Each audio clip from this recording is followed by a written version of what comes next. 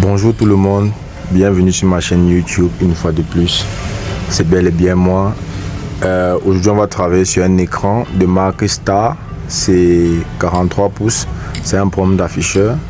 Voilà, je vais démarrer pour que tous ensemble on découvre son problème. Donc je démarre ça quelque part ici, comme ça. Voilà, c'est en train de démarrer. Je vois déjà pour d'autres personnes, ils vont déjà voir que c'est un petit problème. Donc ça prend le temps que ça démarre normalement. Voilà le bouton menu en appuyant sur le bouton menu. Vous voyez par exemple. Vous voyez. Donc c'est pas stable et la qualité de l'image. Regardez comment la qualité de l'image le donne. Je viens une minute, pardon. Donc c'est pas stable. Une minute. Ouais. Donc voilà. Voilà ce que ça fait quand on appuie sur le menu. Voilà, ça mène au signal. Mais si on appuie par exemple sur source comme ça, vous voyez, regardez bien la qualité de l'image. Donc ça varie. L'image varie. Regardez. Vous voyez, non? Donc voilà ce que ça fait. Donc dans cette très courte vidéo, je vais vous apprendre comment réparer cette chose-ci, comment est-ce que ça marche. Donc dans un instant, on va braver tous ensemble les gars. Suivez mon regard. Donc voilà. Voici l'intérieur de l'appareil ici. Ça c'est sa carte mère.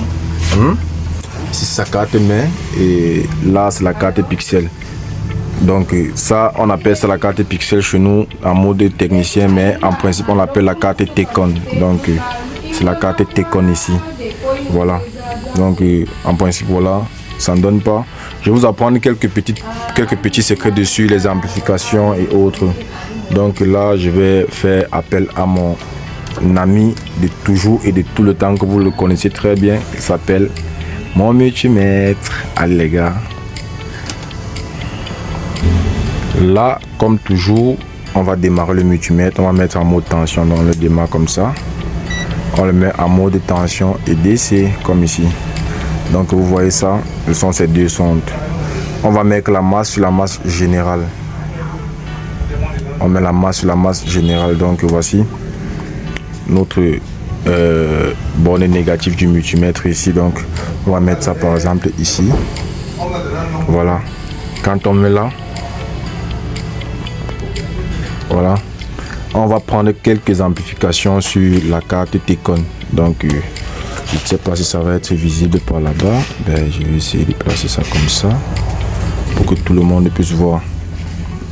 On va faire quelques prélèvements de tension. Je ne sais pas si vous pouvez voir là. Donc voilà, on va faire quelques prélèvements de tension sur la carte Tecon. Donc ici, là, ici, on a 27 volts. 27 volts, donc ça c'est la tension positive, donc c'est la tension VGH. Là on va faire ici, on a la tension ici, on a la tension négative qui est moins 4 volts, qui est la VGL. Donc il faut d'abord que vous preniez, donc pour tous ceux qui ne savent pas comment faire pour connaître les tensions sur une carte Tecon, c'est très simple les gars. Vous venez là, ici. Vous venez là. Vous allez voir ici le numéro de cette carte Tecon et vous allez faire le datasheet. Donc vous allez partir télécharger le datasheet de ça sur internet. Là, sur ce petit numéro-ci. Sur ce petit numéro-ci, vous allez regarder son datasheet ici. Donc quand vous allez mettre le numéro sur internet, on va vous donner le datasheet. Donc comme je disais, la tension ici.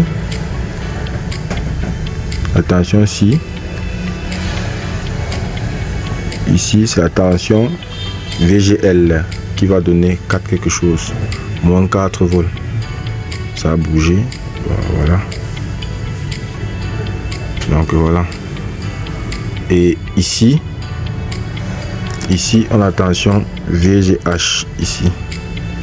Donc comme vous voyez marqué là VGH.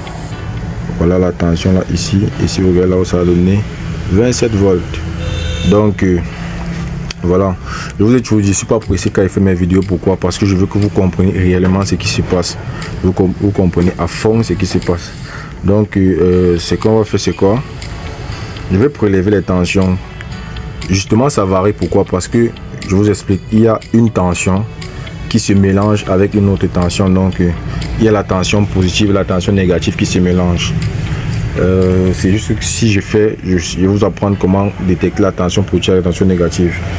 Donc ici par exemple, ici quand on met le multimètre ici, là on a 27 volts et moins 4 volts, donc ça varie. 27 volts et moins 4 volts, donc ça varie. Quand ça varie comme ça, c'est pas normal. Dans d'autres cas c'est normal, mais ça dans ce cas-ci c'est pas normal. Pourquoi? Il faut regarder en même temps sur l'afficheur. Quand ça varie, ça met le négatif. Il faut regarder quel est le comportement de l'afficheur. Quand ça varie, ça met le positif. Il faut regarder quel est le comportement de l'afficheur. Donc dans notre cas-ci, quand pour nous varie ici, on est ici, on a, quand c'est à 27 volts ici, là, à 27 volts, l'afficheur donne normalement. Quand c'est à moins 4 volts, l'afficheur ne donne pas bien. Et maintenant, on va trouver, ça veut dire quoi? Ça veut dire que ça, c'est la borne de la tension positive. Donc, vous devez mettre le VGH ici. Quand ça se mélange, ça dérange. Puisque c'est produit par ce circuit-ci. C'est le circuit-ci qui produit ça. C'est le circuit-ci qui produit ça. Qui fait cette variation-là. Donc, qui fait que ça peut sortir la tension-là. Maintenant, on va prendre juste le monsieur qui est tout à côté de lui. Je ne perds pas mon temps parce que je connais à tout comment ça marche. Donc voilà. Ici, on a moins 4 volts, on a 27 volts. Et dans le cas-ci, ici, là, c'est la tension négative. Pourquoi? C'est la tension négative parce que lui, il varie en fonction. Quand la tension est négative ici, là, l'afficheur donne bien. Quand la tension est positive, la tension donne mal. Donc voilà. Ce que nous allons faire pour résoudre ce problème, c'est pas compliqué, c'est très simple. Ce qu'on va faire, c'est quoi? On va prendre la tension positive et la tension négative et on va couper les pistes ici. On va couper la piste qui vient ici. On va couper les pistes positives et les pistes négatives. Donc voilà. Pour ne pas traîner, je vais vous montrer ça très vite fait. Et la coupure de la piste, ça ne se passe pas ici. Je m'explique. J'éteins d'abord la télé, je vais débrancher. Et la coupure des pistes, ça ne se passe pas ici. Si vous prenez votre multimètre, vous mesurez la piste qui quitte d'ici à ici. Vous allez voir que ça passe d'ici à ici, vous allez voir que ça passe.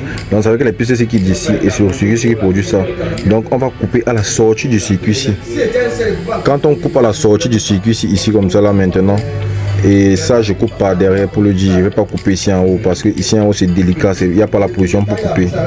On coupe ici pourquoi? Parce que sinon on coupe ça ici et on prend la tension, on met dessus. Ça ne va pas équilibrer les deux côtés puisque ça va sur les deux côtés. C'est les deux côtés des nappes là qui fonctionnent avec la tension positive et la tension négative, les deux côtés des nappes. Donc ce qu'on fait c'est quoi? On va couper ici. Dès qu'on va couper ici, on va prendre la 27 volts. On va prendre la 27 volts ici. On prend la 27 volts qui est la tension positive, qui est le VGH. On va mettre ici. On va mettre ici qui est la tension positive. Et puis on va prendre la VGL. La VGL qui est ici. Vous voyez son point ici. Et on va mettre ça. On va mettre ça ici, qui est la tension. Qui est la tension négative. Donc je peux vous compter ça pour que vous voyez le nombre de pistes avant de le faire. Donc voilà, ici à partir d'ici on a 1, 2, 3, 4. Donc la quatrième piste, c'est ça qu'on va mettre ça dessus, puisque c'est la quatrième piste qui arrive ici. Et maintenant la cinquième piste, on va mettre le VGL ici, puisque c'est ça qui quitte du circuit pour venir ici. Et quand on va le faire, on va brancher un fil en direct qui tend d'ici pour ici, et on va prendre un autre fil qui tend d'ici pour ici directement. Donc les gars, voilà en principe ce qu'on va faire, et voilà, c'est juste que je suis le seul à filmer, je peux pas être en même temps en train de filmer et en même temps en train de vous présenter le truc en même temps en train de faire. Donc en quelques secondes je vais faire ça, et puis je vais vous filmer ça, comment c'est monté et tout, vous allez voir vous-même comment ça marche. Donc c'est pas compliqué les gars, c'est aussi simple que ça. Bon voilà, comme j'étais en train de vous dire, voilà d'où j'ai coupé ça ici, et quand je coupe là, tous les gratuits que j'ai fait, c'était pour me rassurer, ça arrive vraiment ici. Donc voilà, c'est pour prendre la pression qui tend d'ici pour ici, et là vous voyez. Donc si vous regardez bien, vous allez voir que j'ai passé les fils, dessus, et ça se connecte justement quelque part là. Donc désolé pour la qualité d'image, mais bon voilà, on a un fil branché là, on a un fil branché ici sur le VGL, on a un fil branché là sur le VGH qui vient là à la 4e piste quand on compte de là, et un truc qui vient là à la 5e. Bon, donc voilà ce qu'il faut faire pour que cela puisse remarcher à nouveau. Donc très vite les gars, je vais brancher, je vais connecter pour que nous tous ensemble on voit le résultat. Donc voilà, c'est tout, hein, c'est pas compliqué. Donc voilà notre pixel, notre carte T-Con qui est enfin montée. Voilà, et si vous regardez là bien, vous allez voir les connexions qui sont faites dessus. Voilà, donc là je vais démarrer l'appareil et tous ensemble on va découvrir. Voilà, on va se lever ensemble, on va contrôler tous ensemble, et voilà, vous allez me donner votre appréciation. Donc voilà, déjà la partie no signal, vous voyez, ça donne clair, ça ne gribouille plus. Et à partir de là, je vais mettre le menu ou bien la source. Donc vous regardez par exemple la input là, regardez, ça ne bouge plus. Donc tout est redevenu normal. Donc regardez vous-même le menu. Tout à l'heure ça affichait pas bon du tout et ça vibrait. Voilà, tout affiche normalement présentement. Voilà.